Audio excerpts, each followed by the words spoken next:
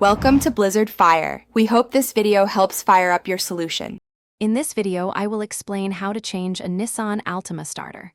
First, ensure your vehicle is on a level surface and the parking brake is engaged.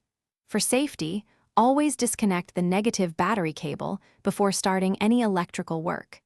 This prevents accidental shorts and protects you from electrical shock. Having the right tools ready will make the process much smoother. Once the battery is disconnected, you'll need to gain access to the starter. This might involve removing an air intake tube or other small components. Carefully disconnect the main power cable and the smaller solenoid wire from the starter. Then, use a ratchet and appropriate socket to unbolt the 2 or 3 mounting bolts securing the starter to the transmission. Keep track of all hardware. Now, carefully position the new starter into place, aligning it with the mounting holes. Hand tighten the mounting bolts first to ensure proper alignment, then fully tighten them to the manufacturer's specifications. Reconnect the electrical wires to the new starter, making sure the main power cable and solenoid wire are securely attached.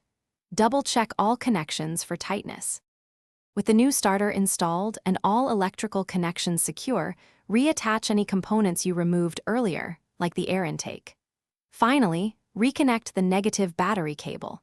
Before starting the engine, do a quick visual check to ensure everything is in its proper place.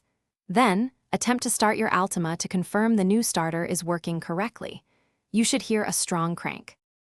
Thanks for watching. If you found this helpful, don't forget to like and subscribe.